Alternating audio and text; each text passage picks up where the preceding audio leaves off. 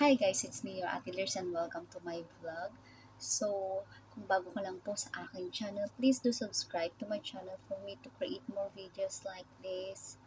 In this series of tutorial, I'm gonna show you the step-by-step process on how to book on Flash Express app. Express PH na po siguro yung pinakamurang courier na alam ko dito sa Philippines. Offer po sila ng service door-to-door, pick up man po yan or delivery. Disclaimer lang po, I'm not sponsored by Flash Express PH. Ito nang ituturo ko or ipapakita ko sa inyo is based lang po sa aking experience as a user of Flash Express PH app. As a seller, napaka-useful po talaga yung mga online booking. Lalo na sa mga remote area o sa mga area na malayo pa yung branch ng courier sa kanila. Without further ado, let's dive into our tutorial. So first po, need po nating i-download ang Flash Express app sa Play Store or sa App Store. Once na-download na po natin, need po nating mag-register. So fill up lang po natin yung mga yan. Since registered na po ako, magpo-proceed na po ako sa booking. Kung nahihirapan man po kayo sa pagre-register, please comment lang po kayo for me to assist you. So, click lang po natin tong Flash Express app. Then, ito po yung interface ng ating apps. Ito, makikita po natin sa baba yung mga function ng ating application. I-click lang po natin yung booking. Click po natin yung send parcel.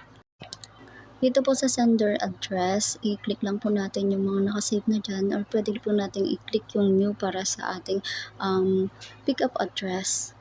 We need to put our complete name, contact number, and complete address, barangay, municipality, and province. Once the information is filled out, click lang po natin Smart Input. Automatically, lahat po ng information ay mapupunta sa baba. Once done, let's proceed naman sa consignee information. Dito natin i-fill out lahat ng information or shipping details ng ating pag-deliver ng items. What I did here is, pumupunta ako sa Messenger, kinakopy ko lang yung shipping details na binigay sa akin ni customer. Tapos, pumupunta ako doon sa Flash application para i-paste yung details niya. Ito ay para iwas na din po sa typing error. Once ma-paste po natin, lahat ng information ay ma-fill out na po dyan sa baba. I-click po natin tong item type and wait. Check po natin dito kung anong type ng items ang ipapadala natin. Tapos dito naman sa weight, estimated lang po yan. Kasi once na pinick up yan ni rider, kikilo niya po yan. Kaya naka-default po yung nilalagay ko dyan. Then, click the complete. You can also purchase a packaging. You can skip this part if you have your own packaging. So, let's proceed to schedule now. Mapupunta tayo dito sa confirm location wherein ipipini-flash yung ating exact location kung saan niya pipick up. Then, confirm location and submit mo lang yan. Magiging successful na yung ating booking at ang rider, makikita natin yung information niya dyan. Dito sa booking record, makikita natin yung status ng ating binook. Nandyan yung pending pick up. And then, yung amount sa once na pinick up yan ni rider, magkakaroon tayo ng rebate. Mga 30% po ata yung binabawas.